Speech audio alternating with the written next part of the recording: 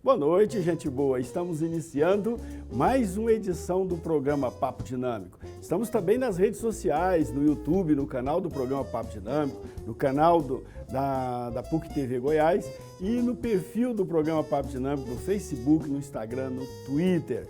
Hoje nós vamos falar, como já anunciamos, sobre os perigos que rondam aí as redes sociais, a internet e também essas redes de diálogo, né, como o WhatsApp e tudo mais. Vamos debater esse tema aqui com o Reili Rangel, que ele é o fundador do grupo Tron Informática, e também com o advogado Diego Bezerra, que é vice-presidente da Comissão de Direito Digital da Ordem dos Advogados do Brasil, Seção de Goiás. Boa noite, Reili, muito obrigado pela presença, seja bem-vindo aqui no nosso Papo Dinâmico. Boa noite, Daniel, professor Daniel, boa noite, Diego, boa noite a todos que estão nos vendo, nos assistindo nesse momento. É um prazer estar aqui com vocês, para debater justamente um tema que todos nós estamos envolvidos no cotidiano, todos nós, desde a utilização de um simples WhatsApp, quanto navegar na internet e utilizar as redes sociais. Perfeito. Doutor Diego, obrigado pela presença, boa noite, seja bem-vindo. Boa noite, professor, boa noite, muito obrigado, boa noite a todos.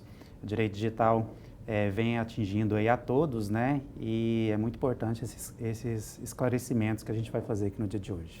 O Reili Rangel, da Tron Informática, é da área de informática. Sim, eu sou da área de tecnologia, né? Já desde os primórdios da tecnologia aqui no nosso país, eu já estava ali naquela fase de curiosidade, depois eu investi tanto na formação profissional quanto na vida de empreendedor. O seu grupo empresarial investe principalmente em sistemas de tecnologia, de sistema de informação da área? Sim, nós temos... a principal empresa do Grupo Tron, ela desenvolve sistemas para a área contábil, fiscal e trabalhista, a área pessoal. Nós estamos presentes em 9 estados, né? Uma empresa genuinamente goiana, tenho muito orgulho de dizer isso. E, enfim, atualmente nós estamos com outra empresa em São Paulo, que completa agora no dia 4 de outubro, uma empresa que é a junção de 5 outras empresas do nosso país, dominando aí 40% do mercado. Você é prestador de serviço, então, para muitas empresas que processam todas as informações contábeis, fiscais e trabalhistas nos sistemas que vocês fornecem. Exatamente. E isso implica que tem que ter segurança também nesse sistema todo. Sim, se você for analisar bem, nós estamos trabalhando com informações confidenciais, né, questões tributárias, contábeis e até mesmo a vida pessoal. Por exemplo, o contra-cheque dos funcionários. Nós estamos falando de mais de 120 mil funcionários que nós temos acesso às informações. Quer dizer, nós temos que ter todo um cuidado com esses dados, né? Como disse mesmo o advogado Diego, a questão da proteção dos dados. Hoje tem a lei, né? A lei geral para isso, mas é algo que está em voga, todos estão muito preocupados com isso. As pessoas querem participar do mundo da tecnologia, mas querem que a exposição seja controlada por ela e não por outros. Como é que vocês fazem para dar segurança? Daqui a pouco a gente já vai conversar. Estamos fazendo a ponte aqui para chegar aí, viu, doutor Diego? Fica tranquilo. Como é que vocês fazem para garantir segurança a esses sistemas todos, esses dados todos, para que não haja fraude e nem vazamento de informação? Deixando de lado quesitos como a questão de confiabilidade, de segurança, de honestidade, que isso é inerente dos nossos profissionais, nós utilizamos vários recursos, assim como ambientes super protegidos, ambientes com criptografia, com profissionais da mais alta qualidade no mundo da tecnologia. Quer dizer, nós temos uma preocupação muito grande e nós temos essa responsabilidade, inclusive legal, de proteger os dados e evitar que as pessoas sejam expostas a qualquer momento.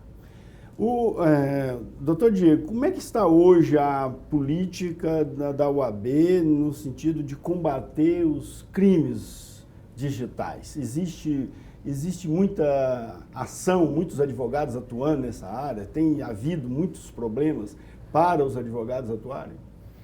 Bom, está havendo um crescimento nas demandas, né? Temos poucos advogados ainda especializados nessa área. A OAB ela tem a Comissão de Direito Digital, que discute aí legislações, as que estão entrando em vigor, faz palestras, né, seminários para auxiliar tanto os advogados que estão querendo entrar nessa área, quanto também auxiliar a comunidade para que ela tenha conhecimento dos riscos aí, como se prevenir. E nós temos muitas legislações que vêm sendo implantadas no nosso sistema brasileiro. Então, a OAB ela sempre está acompanhando essas inovações, né? Claro que ainda há muito que avançar, né? E é por isso que a comissão vem trabalhando nisso aí. Quais são os crimes mais comuns que nós temos hoje nas redes sociais e na internet? Olha, tem a questão de clonagem de cartões, né? Às vezes enviam mensagens lá no WhatsApp, A clonagem é um crime em si, é típico crime de clonagem, ou ele é uma fraude, é um crime de fraude? Ou é furto? O que ele é? Como é que tipifica um crime de clonagem? Então, a Lei Carolina Dickmann, ela veio e criou, tipificou de maneira mais especial esse tipo de crime, né? Então, quando a pessoa ela recebe uma mensagem, às vezes, no celular, né?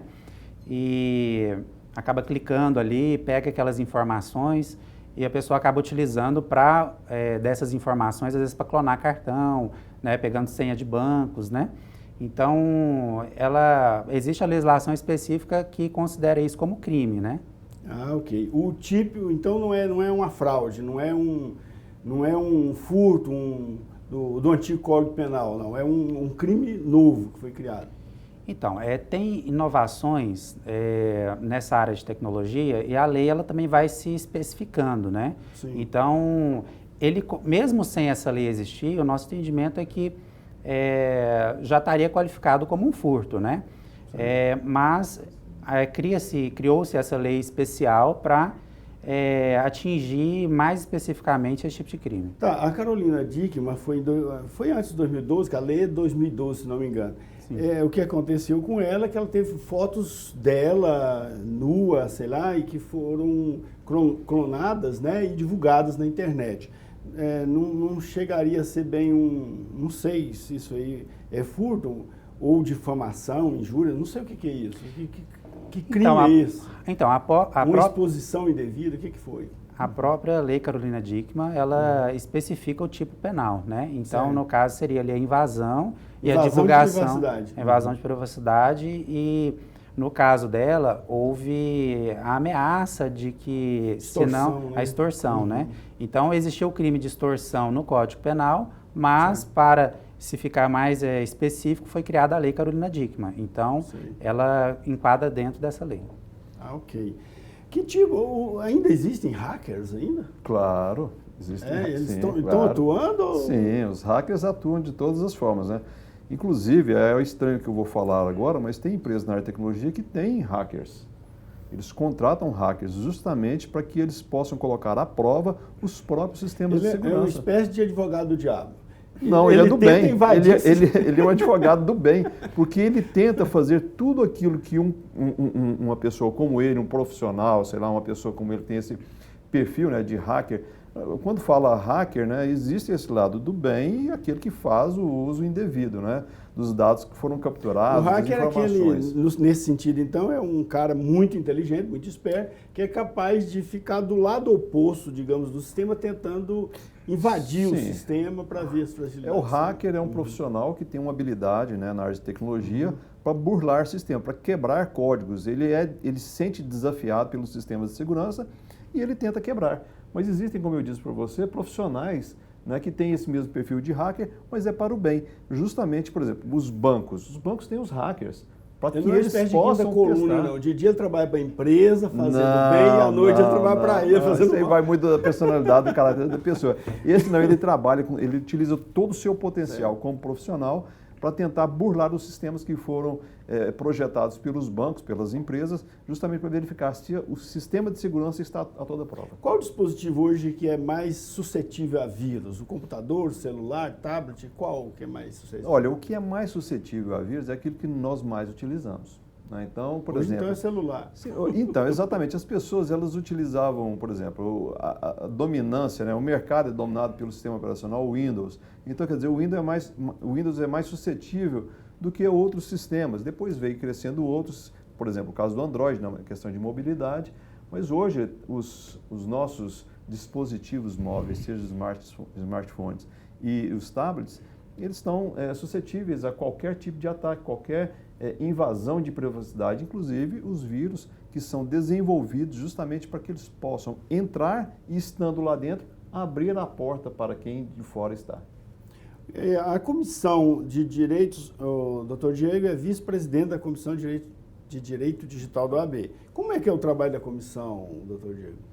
Então, como eu falei, a OAB ela se reúne mensalmente, ela discute as legislações que estão avançando, discute alguns casos específicos para orientação dos advogados, né? Apesar de tudo, os advogados, cada um tem uma visão, todo mundo tem o seu ponto de vista. Então, para poder acrescer ali no trabalho dos advogados, e realizamos seminários, palestras, né? Para poder auxiliar tanto os advogados quanto a sociedade de uma maneira geral. Tá, então é sempre no sentido pedagógico, então, de formação do advogado nesta área. Também, né? Mas no caso, a OAB também, em alguns casos específicos, a comunidade ela pode levar e a OAB pode acompanhar, inclusive, processos, né? Mas não de maneira específica de um caso qualquer. Então, assim, a OAB ela não advoga para a pessoa, mas se porventura a pessoa procurou a polícia, procurou o judiciário não responde, né, não fica inerte, então a pessoa pode acionar a OAB através das comissões, né, e aí ela pode atuar para auxiliar a resolução do caso. Entendi. Doutor Diego, quais são os direitos que os internautas têm? Bom, nós temos inúmeros direitos, né? Mas assim, nós temos que diferenciar inicialmente que tem o direito, tem a esfera civil e tem a esfera penal, né? Então, se a pessoa se sente prejudicada, ela pode procurar a polícia para registrar um boletim de ocorrência, se for algum crime ali, né? Que é reconhecido pela legislação, ou no direito civil ela pode buscar, inclusive, indenizações, né? Por danos morais, direito de resposta, né? Então, tem a questão do direito do consumidor também. Então, assim, nós temos várias legislações, né? E tem que avaliar cada caso para ver os direitos específicos. A relação de consumo vai o direito do consumidor. O direito do consumidor foi publicado antes dessa explosão aí do e-commerce e tudo mais, não é isso? Mas ele traz elementos que possam ser usados no caso da pessoa ser prejudicada numa compra, por exemplo. Ele compra na internet alguma coisa e o fornecedor entrega outra. Ele usa o Código Consumidor nesse caso? Nesse caso, utiliza sim, né? Nós temos um direito garantido, que é o direito de arrependimento, que tem no Código de Defesa do Consumidor, que a pessoa tem 7 dias corridos, né? Então não pode, se vence no domingo, tem que ter essa resposta e fazer essa comunicação à empresa na sexta-feira, no sábado, enfim. Então, se o produto não é aquilo que foi prometido, ele tem direito sim à devolução, né? 7 dias depois que ele recebe o produto? A contar do recebimento do produto. 7 dias corridos. Dias corridos. Ok, isso se ele tem uma relação então de consumidor. Se ele é apenas um usuário das redes sociais, onde ele divulga suas informações pessoais lá, fotografias, né?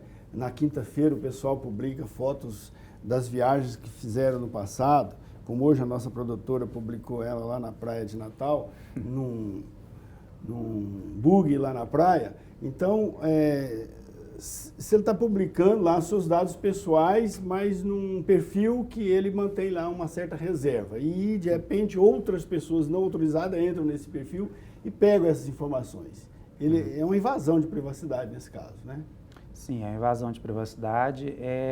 As pessoas elas têm que ter consciência também que tem os termos, né, e condições quando você cria ali o perfil. Então, é importante, muitas vezes, as pessoas clicam ali e aceitam os termos, né? Então, também as pessoas têm direitos, mas têm deveres também. Então, quando você assina aquilo ali, de certa forma está dando autorização para a empresa também fazer algumas coisas com esses dados pessoais, né? Até por isso que criou-se... Nesse caso específico, às vezes a pessoa entra lá e permite, porque o perfil, ele dá lá umas ferramentas para você autorizar certas pessoas a ter acesso ao perfil. Não é todo mundo, a não ser que você coloque perfil público. Sim. Aí qualquer um pode ter acesso. Mas se você coloca só amigos, só seguidores, então você restringiu. Sim. E se de repente outras pessoas têm acesso? Quer dizer, não só as outras pessoas que não tinham autorização para ter acesso cometeu alguma coisa aí que não está correta, mas a empresa também falhou, não? A rede social.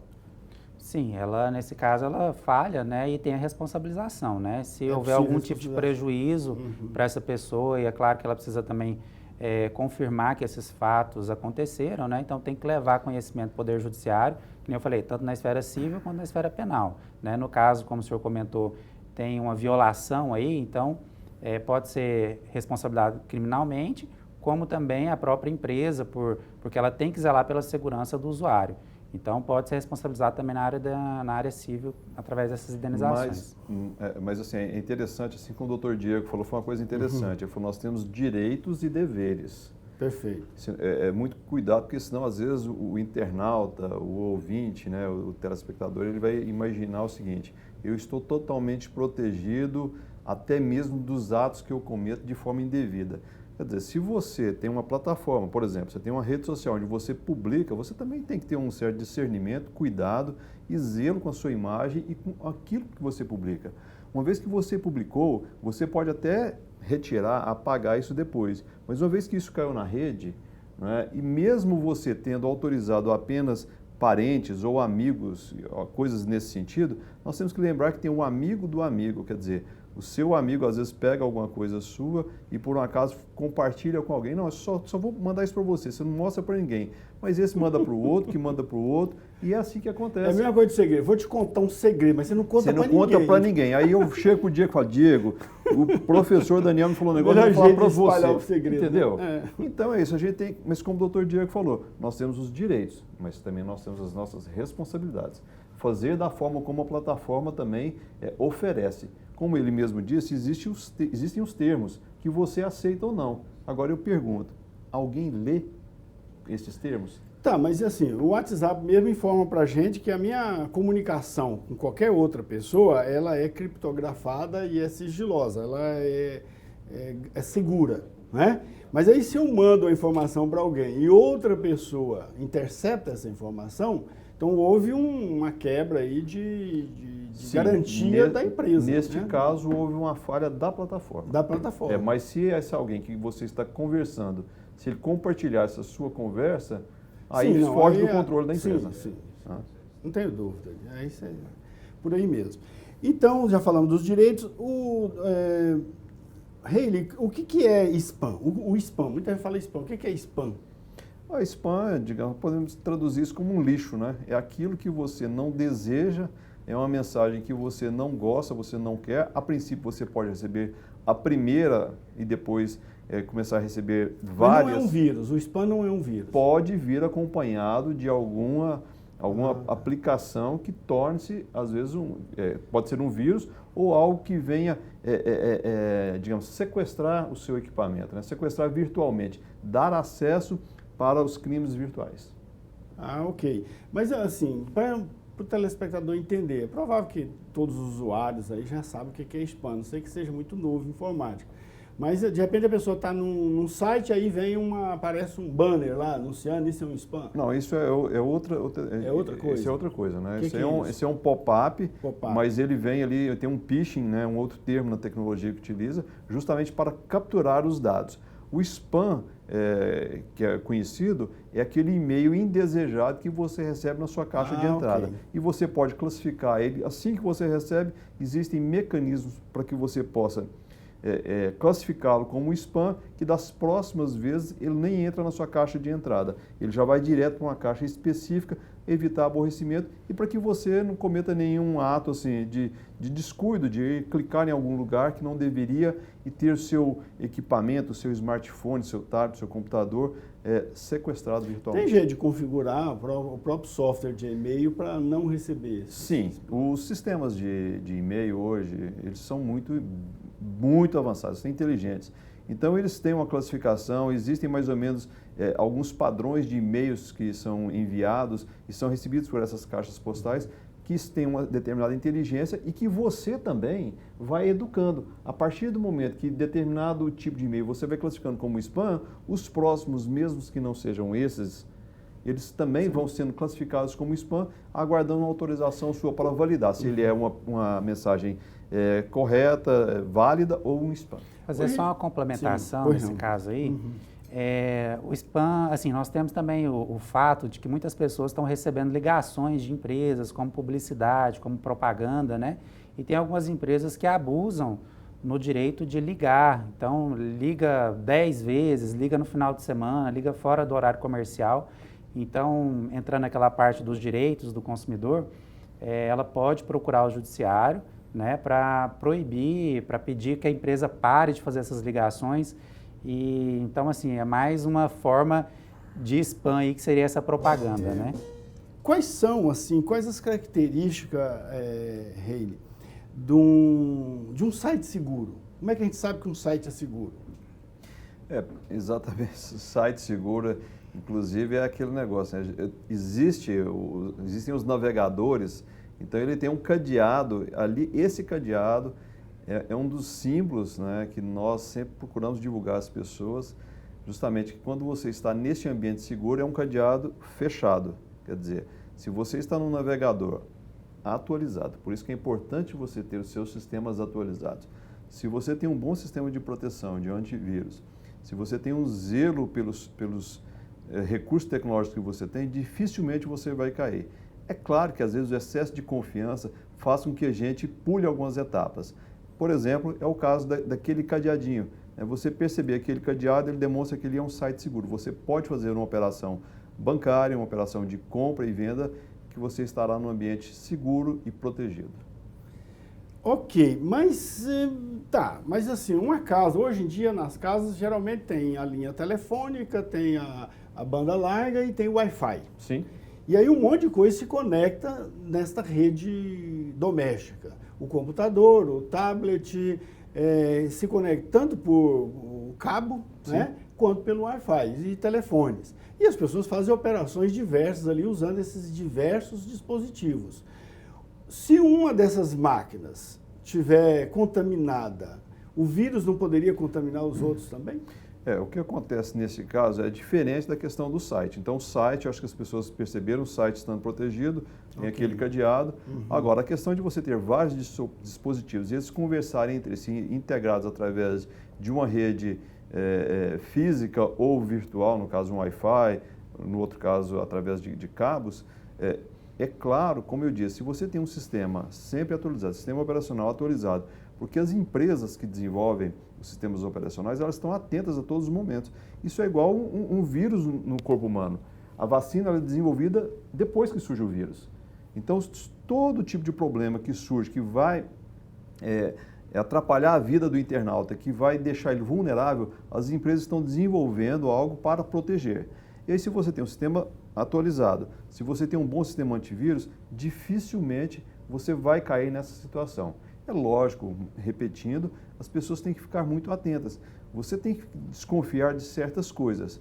Né? Então, por exemplo, se você recebe um e-mail pedindo para você clicar em algo que você está devendo, olha, você está devendo, eu vou limpar o seu nome, ou, por exemplo, que tem acontecido muito agora, nós estamos aí com a situação do governo federal sobre o saque do FGTS.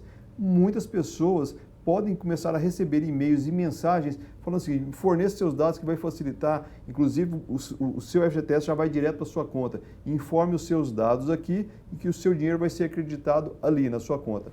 Muito cuidado com isso. As pessoas têm que ficar muito atentas a qualquer tipo de situação. Isso vai muito do momento. O momento hoje, neste caso específico, tem muita coisa relacionada ao FGTS, a liberação do FGTS.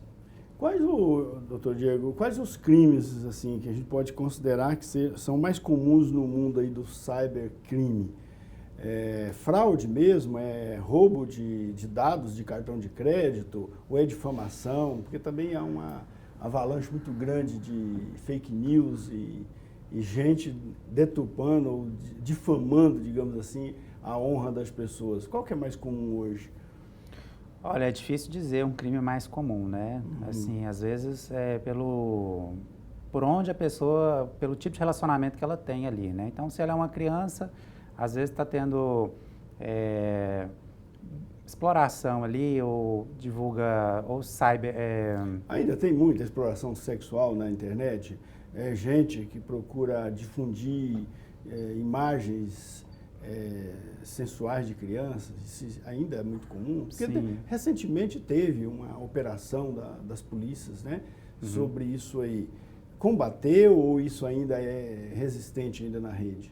Olha, tem bastante, viu? Então, assim, a polícia e o judiciário também vem trabalhando para poder erradicar isso aí, mas todo dia acontece, né, esses crimes, né? Inclusive, também tem o cyberbullying também, né, que as pessoas estão utilizando a internet. O bullying então, é crime, O bullying, ele é considerado um tipo também de crime, né? Então, a pessoa, quando ela sofre esse tipo de difamação, né, ela pode procurar ali, no caso, delegacia, registrar, tentar identificar quem crime, é. O bullying seria um crime o quê? De difamação? De injúria? Sim. Então, já é um crime antigo, só que é feito de outra forma agora pelas redes sociais. É interessante a gente perceber o seguinte, que essa questão de crime, se no ambiente real e no virtual não, é apenas a mudança de ambiente, não é, doutor Diego? Exatamente. Quer dizer, o crime não é porque você está num ambiente virtual que ele deixou de existir, que você pode fazer o que quiser, você pode expor as pessoas. E nós temos que lembrar também, infelizmente, tem as próprias crianças utilizando, né? A criança hoje utiliza muito a parte da tecnologia, as redes sociais. Então, desde criancinha, já estão começando a difamar, fazer aquelas brincadeiras que antigamente era restrito a um grupo de 5, 3 pessoas. Quando isso cai na rede, isso toma uma proporção, às vezes, sem controle, né? Então, é um cuidado que os pais têm que ter. Existem recursos no smartphone, nos tablets, nos computadores, são controles parentais, justamente para que os pais possam configurar os dispositivos para que os filhos tenham acesso apenas a determinados recursos da tecnologia. Então, os pais também devem ficar atentos. Eles não podem simplesmente pegar um equipamento e deixar na mão da criança, imaginando que, opa, estou livre dessa pestinha nesse momento, ela está distraída aqui com o YouTube e tudo mais. Poxa, o YouTube é um mundo de informações boas e ruins. Então tem que ter muito cuidado com isso. Mas cabe aos pais educar desde cedo e controlar e orientar as crianças. Pois mas aí volta aqui a pergunta que eu fiz para o senhor. Claro. Tem vários dispositivos. De repente um pega um vírus. E há comunicação ali dentro da casa usando o Wi-Fi e tal. O fato de estar na mesma rede local aqui, um dispositivo contaminado, os outros não estão. Aquele vírus que está nesse dispositivo aqui, ele tem condições de propagar para os outros? Sim, tem usando a rede, tem condições. Independentemente de comunicação entre eles? Sim, tem condições. A comunicação, ela existe. Não é somente porque ela é uma comunicação física, né, através de cabo que ela existe. O Wi-Fi também é uma forma de comunicação. Sim. É uma ponte que existe entre dois dispositivos. Mas, como eu disse, se você tem 5 dispositivos, um está contaminado e os outros estão com antivírus, estão com sistemas atualizados, o risco é muito menor. Okay. Né? Então, e pode ser uma barreira para eles. E recuperar isso aqui. Agora, existe o risco da própria antivírus ser clonada? De repente você está atualizando, ao invés de atualizar no site do fornecedor, atualiza no site de, sei lá, algum hacker vai e cria uma máscara daquele site original que produz o software e começa a atualizar o antivírus com o vírus. Olha, toda fechadura tem uma chave para destrancar. E essa chave pode ter cópias, ou podem ser fabricadas cópias para essas chaves. Mas é muito raro acontecer isso. Porque, por exemplo, os próprios navegadores, quando eles vão atualizar, eles próprios buscam na origem, na fonte. Naquele momento, ele não tem como ser burlado. E da mesma forma os sistemas antivírus, eles buscam na fonte deles. Mas o que pode acontecer é nesse meio tempo antes da atualização, alguma ação ter acontecido. Por isso, mais uma vez, você ter o sistema operacional sempre atualizado, seja do smartphone, seja dos computadores e um bom antivírus. Tá, e qual assim, o segredo para baixar um aplicativo de forma segura? Sim. Inclusive antivírus? Bom, primeiramente, hoje a maioria das pessoas, elas estão utilizando muito mais os dispositivos móveis, sejam smartphones e tablets, e esses dois dispositivos têm as suas lojas, onde você, quer dizer, a fonte boa onde você vai buscar os recursos bons. No caso da Apple, né, tem a Apple Store, e no caso do Android, são os aplicativos de Samsung, sim, por exemplo, tem o Google Play. Quer dizer, quando você vai em busca desta fonte, quer dizer, nesse local você está seguro. Ok, então a atualização também é assim, porque de vez em quando aparece uma mensagem assim, o programa tal quer fazer alteração no seu computador, você autoriza, aí diz lá qual é a fonte, informa lá Microsoft, sim, né? Nesse caso é seguro isso, sim, se não é Microsoft, não vai informar que é Microsoft. Então, nós temos os passos a serem seguidos.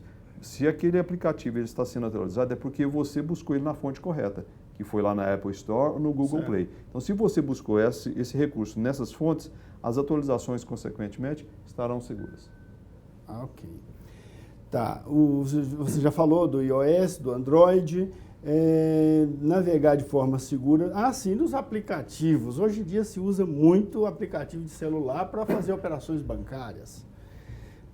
Sei lá, hoje se faz de tudo. Praticamente você tem uma agência bancária no celular. Como usar esses aplicativos de forma segura? Eles são em si seguros? Sim, são seguros. Como eu disse anteriormente, a questão dos bancos, eles desenvolvem os aplicativos e eles têm os hackers para que possam testar todos os sistemas de segurança. Esses aplicativos, eles são adquiridos, você busca, você baixa, você tem esses aplicativos que você buscou numa fonte segura, na Apple Store ou no Google Play. E as atualizações também são seguras. O que acontece nesse caso é que você começa a receber mensagens ou de WhatsApp, ou e-mail, ou de SMS, que parecem ser vindas do aplicativo. E aí é nessa hora que você tem que ficar atento. Quando você clica, e aí você informa a sua agência bancária, a sua conta e senha, imaginando que aquilo foi um pedido que o banco fez. O banco não faz isso. Os bancos eles fazem tudo dentro dos aplicativos. Eles pedem para que você não informe nada fora dos aplicativos, para que você se sinta seguro. E um detalhe, quando você está utilizando os recursos que o banco forneceu, existe a responsabilidade por parte dos bancos também. Então, os bancos estão te fornecendo uma plataforma, uma ponte segura, está aliviando o trânsito, o fluxo nas agências bancárias, presencialmente falando, fazendo com que você faça isso em qualquer ambiente, seja aqui no estúdio, seja em casa, no trabalho, na rua, né, numa praia, você pode utilizar seguro. Muito cuidado com aquilo que você recebe fora dos aplicativos, SMS, WhatsApp, e-mail. No caso do seu cartão de crédito ser clonado, isto é, ele faz uma compra na rede social, ou num aplicativo, ou na internet, e de repente começa a vir outros lançamentos que ele não autorizou no cartão. Ele tem algum direito, algum jeito de reclamar disso junto à operadora e cancelar esse lançamento? Bom, tem sim, tem direito, né? Nesse tipo de caso, é interessante o consumidor registrar lá no banco para receber, por exemplo, SMS a cada compra que foi efetivada, para assim que descobrir, né, que estão sendo geradas ali compras, informar a instituição bancária, né? Aí, informando a pessoa tem que contestar, né, essas compras. É claro que o banco vai fazer uma análise se realmente não foi a pessoa que comprou, e alguns casos são devolvidos ali pela própria instituição. Agora, caso aconteça e o banco cobre essas compras indevidas, ela tem que acionar o Poder Judiciário. Então, o recomendado é registrar um boletim de ocorrência, né, para que informe que, como foi um crime, tem que ser informado para a polícia, né? E com esse boletim de ocorrência, a pessoa pode entrar com a ação naquela outra esfera que eu falei, que é a esfera civil, para que seja reparado o dano ali. Então, pode pedir a suspensão dessas cobranças, por exemplo, em algumas vezes são feitas de forma parcelada, né? e a que é feita de forma à vista também pode ser suspensa. Se por acaso a pessoa chegar a pagar e não vê ali que foi cobrado, ela pode até, em eventuais casos, claro que é analisado, né, até pedir a cobrança em dobro do valor indevido cobrado. Entendi. O e-commerce, além da questão da segurança no pagamento, existe também o problema da pessoa entrar na internet e ver o produto. Olhar lá e de repente achar que esse produto é o que eu quero. Até porque na imagem parece que as coisas ficam muito melhores do que na realidade. E aí a pessoa escolhe o produto e pede. Então pode receber uma coisa diferente daquilo que ele imaginava, que tinha comprado. Isso é um problema. Mas aí o consumidor, no caso, ele pode exercer o direito, como de o doutor devolução. Diego disse. Ele tem Sim, 7 dias corridos. Para Ele não correr recebeu o risco hoje. de ter que devolver, de passar por esse infortúnio de ter que devolver e ter o cancelamento do pagamento. Quais os cuidados que ele tem que ter para escolher de forma adequada, para não se enganar na escolha? Olha, a sugestão que eu dou, né, é que as pessoas elas consumam, né, elas possam comprar, adquirir seus bens através de sites confiáveis e aqueles mais conhecidos. Quando eu falo assim, às vezes fica parecendo assim, poxa, quer dizer que um novo que entra agora não tem oportunidade. É porque nós estamos num mar de tantas fraudes, tantos problemas, que você tem que ficar esperto, tem que ficar muito atento a tudo que está acontecendo. Mas o ideal, então, seria não comprar um produto que ele não conhece fisicamente. Só comprar pela internet que ele já conhece fisicamente. Eu compro muito pela internet coisas que às vezes eu não conhecia. Olha, você tem plataformas, redes sociais que a todo momento, a todo instante, oferecendo algo que você, poxa, quantas vezes a gente deparou com algum produto e fala, poxa, eu nunca tinha pensado nisso, que bacana, isso vai ser bom para a minha atividade física ou para a minha atividade profissional, para uma viagem que eu vou fazer, esse adaptador aqui é muito bom. Às vezes você não conhece, mas você viu, achou atraente, porque tem um vídeo bacana falando sobre ele. O que eu faço pessoalmente? Eu vejo aquilo, né, que eu achei interessante, eu vou na internet, eu pesquiso outros, né, similares, e avanço nas minhas compras depois que eu tenho uma certa segurança. Fazer uma boa análise ali, né? Outra coisa também é o risco da pessoa, da empresa que vendeu, não entregar ou entregar de forma inadequada o produto. Nesse caso, é ter que devolver, não tem outra solução, né, doutor Diego? Se entregou de forma inadequada, é diferente daquilo, tem um direito de arrependimento, como nós conversamos, né? E caso não receba, às vezes acontece muito de algumas empresas informarem, a gente tem um produto disponível. Eu falo, prazo de entrega, então tem lá 7 dias, 10 dias, às vezes se torna 3 meses, 4 meses, isso é comum também acontecer. Às vezes essas empresas adquirem o produto posteriormente, né? E às vezes não tem ali a pronta entrega também na fábrica ou no fornecedor. Então, caso isso aconteça, antes mesmo do recebimento, pode o consumidor já informar pedir o cancelamento, né? Uhum. Nos sites de viagens, de passagens aéreas, de hotéis, geralmente tem lá um cadastro que você faz, cadastra uma senha e tal. Qual o segredo para fazer um bom cadastro, ter uma boa senha? Eu acho que o Dr. Reilly aqui, o Sr. Reilly Rangel, poderia explicar como que seria uma senha forte para evitar que as pessoas possam fraudar. As pessoas, elas utilizam senhas muito fáceis, né? Às vezes 1, 2, 3, 4, 5, ABCD, né? Às vezes as iniciais do nome, a data de nascimento, parte da identidade, parte do CPF. Quer dizer, são senhas que são de fácil dedução, né? Por qualquer parte, por qualquer criminoso, né? Qualquer pessoa que queira burlar. Então, o recomendável é que você tenha uma senha onde que contenham caracteres, sejam letras maiúsculas e minúsculas, a conjunção de maiúsculo com minúsculo, números e até mesmo em determinadas situações que aceitam, alguns caracteres, seja uma barra, seja uma cerquilha, seja um arroba. Então, quer dizer, quanto mais extensa for a sua senha, com letras maiúsculas, minúsculas, números e caracteres, mais seguro vai ser a sua senha. Vai ser mais difícil. Mas existem sistemas que entram no computador da gente e decifram essas senhas todas, né? Não é que um sistema vai entrar e vai achar. Primeiramente, se você guardou a senha em algum lugar, em um bloquinho de notas no computador, claro que aí vai ficar vulnerável, né? Se você escreveu a senha do meu banco é essa. Quer dizer, fica muito óbvio.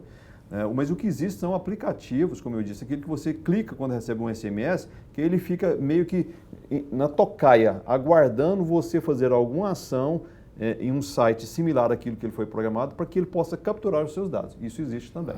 Ok. Muito atento a isso. Ok. Doutor Diego, quando alguém é vítima, se viu vítima no golpe da internet, o que ele tem que fazer? Procurar imediatamente um advogado? Olha, sim, o ideal seja procurar um advogado especializado na área, né? Mas o primeiro passo seria procurar a polícia, registrar um boletim de ocorrência. Eventualmente, se não quiser fazer com advogado, pode, dependendo do valor, entrar até no juizado especial para receber aquela indenização, aquele prejuízo, né? Então, basicamente, seriam essas informações se a pessoa iniciais. teve uma invasão da sua privacidade, a pessoa chegou lá, entrou no aplicativo aqui no celular dele, copiou as fotos dele e levou, sei lá, pegou essas fotos e começou a usar aí ou distribuir essas fotos nas redes sociais, fotos inclusive íntimas. O que faz num caso desse? Então, as duas partes, né? Tem a parte penal e a parte civil. A parte penal, ele pode registrar um boletim de ocorrência. As operadoras de internet têm que registrar os IPs dos computadores. Lembrando, então, né, doutor Diego, que já existem delegacias ambientes justamente para esse tipo de crime, né? Sim, aqui em Goiás inaugurou uns 2 anos atrás a delegacia de crimes cibernéticos, né? Então, ela é uma delegacia especializada, então tem mais prática com essas informações. Ao levar conhecimento na delegacia, o delegado ele expede ofícios para as operadoras para se identificar quem que é a pessoa, que local que é, né? E com essas informações pode chegar ao responsável. Aí ele responde na parte penal, né, crime, sim, pode ser condenado a pagar a cesta básica, prestação de serviço comunitário, prisão, restrição de direitos, e na parte civil, indenizações, né, recuperação dos prejuízos aí que entender devidos. As redes sociais, a plataforma que viabilizou isso também pode ser responsabilizada? Olha, é claro que tem que analisar o fato específico, né? Mas se houve alguma culpa ali, se for possível comprovar essa culpa dessa plataforma, pode sim ser responsabilizado. É importante lembrar, como eu disse, né, na questão tem a parte real e a virtual. E o rastro fica, né? Quer dizer, as suas pegadas estão ali, as suas digitais estão ali. Tanto é que, por exemplo, o WhatsApp mudou recentemente, há alguns meses. Quando você recebe uma mensagem, você encaminha, o próximo que recebe foi encaminhada. Então, são as digitais que estão ficando, quer dizer, são os rastros que estão ficando, assim como o doutor Diego citou agora, vai apurar, vai ter uma investigação para verificar o que é que está acontecendo, de onde surgiu isso. Então, tem os rastros, né, Diego? Sim, com certeza. Tá, mas agora, nós estamos falando muito de pessoas físicas que cometem ilícito nas redes sociais e as plataformas que fornecem os acessos e tal.